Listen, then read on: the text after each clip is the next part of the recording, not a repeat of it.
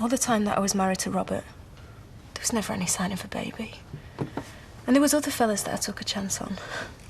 I always got away with it.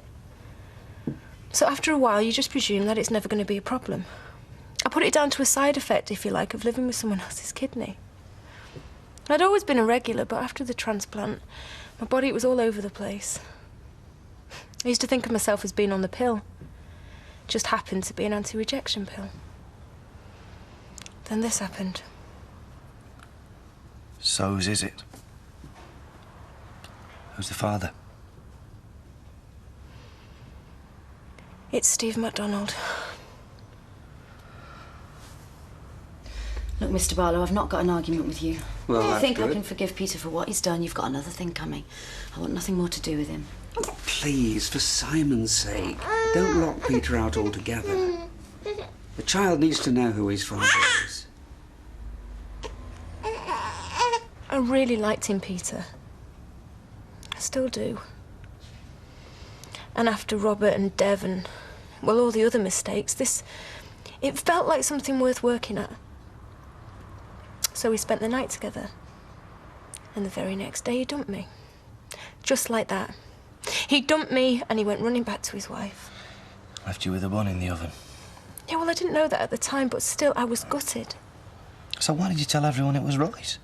I mean, if you're talking about humiliation, I'd rather be dumped by Steve MacDonald than up the duff by Roy Cropper. Well, because Steve's happy with Karen. So? So? I mean, why cause them any trouble when you've got the Croppers? Desperate for kids, but they can't have any of their own. So you said it was Roy's out of the goodness of your heart, did you? That's right, yeah. The night of Shelley's hen do, I was looking to cop off. Well, I was feeling really lonely and I just wanted to prove to myself, to prove that I could. Only I couldn't. Everybody else seemed to, but the fella that I fancied, he only had eyes for Shelley. And then I saw him spike her drink. He dropped some drugs in a drink, so I threw the drink in his face. I saved her, Peter. I saved her from getting raped on a hen night. Tracy, why did you let this fella get away with it?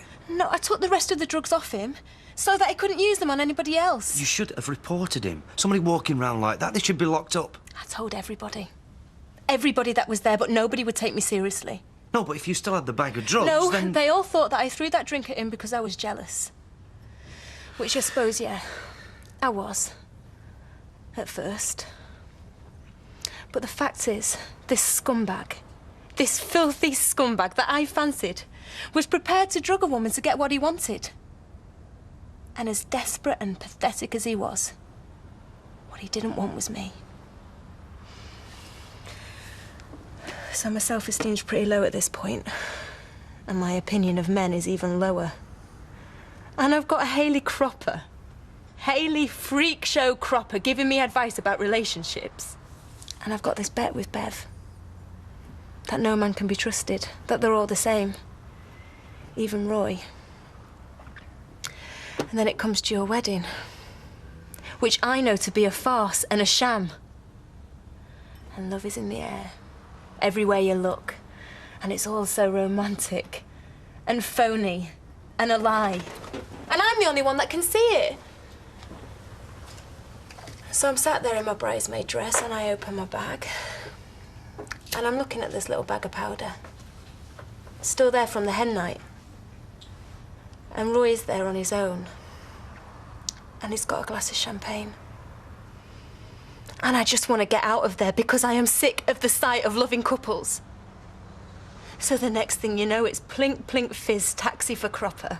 You drugged him? But that's all I did. That's all you did? I didn't touch him.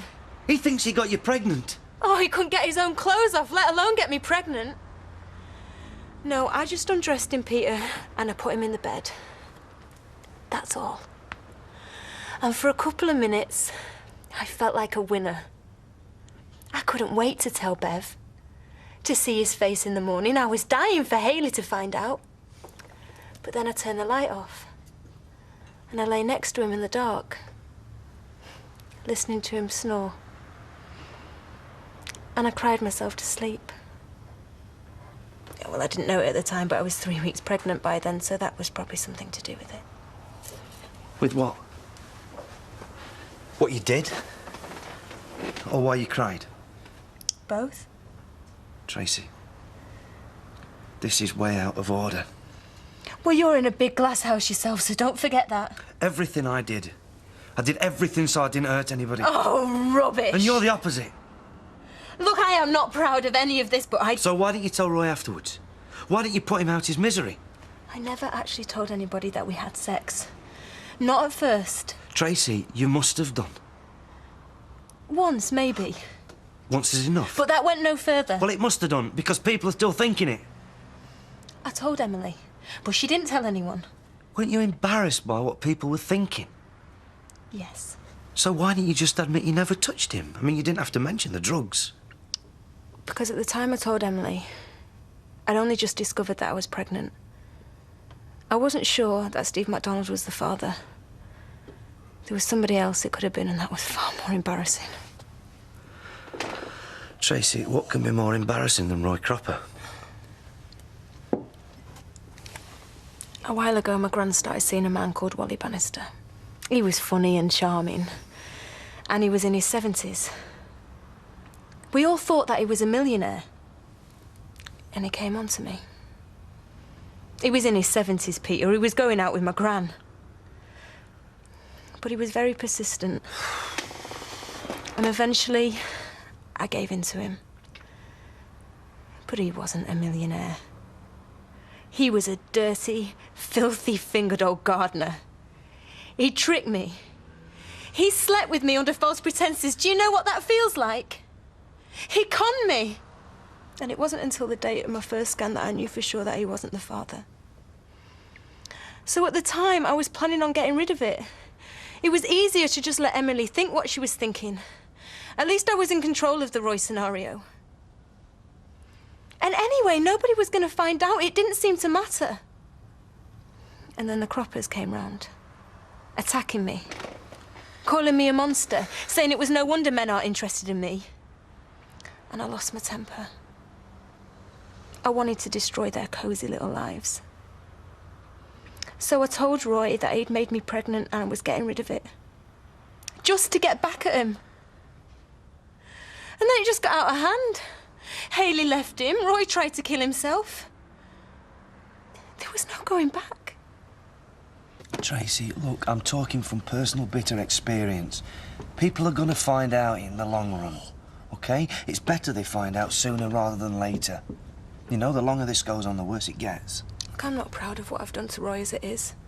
And now on top of everything else, you want me to break his heart by telling him? Look, it's not going to break his heart. He'll be upset, but he'll get over it. You know, and in the long run, Roy and Hayley will thank you. They'll be pleased that he never touched you, never did out to you.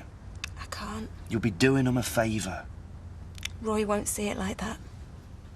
Right now, Roy's got no real bond with the baby. He hasn't seen it born. He's not held it in his arms. And it's better the truth comes out before he does. Tracy, look, I know what I'm talking about. Tell Roy. And tell Steve. You know, and do it quick. Do it before it's too late. I can't afford to. You can't afford not to, love. Do you want the truth? Do you want the whole ugly truth, warts and all? There's more. OK. They're paying me to have it. I'm selling my baby to them. And at 6:30, they're going to be coming round here with my next cash instalment. You're going to sell your baby? Yeah. No, Tracy, you can't. Watch me. You sleep with Roy Cropper for a bet. You drug him. You sleep with Blanche's boyfriend because you thought he was loaded, and you're gonna sell your own baby. Yes. Tracy, what's happened to you? What sort of a woman are you? I don't know. I don't know what's happened to me. All I know is this baby's a curse. It's my punishment. It doesn't deserve me, and I don't deserve it.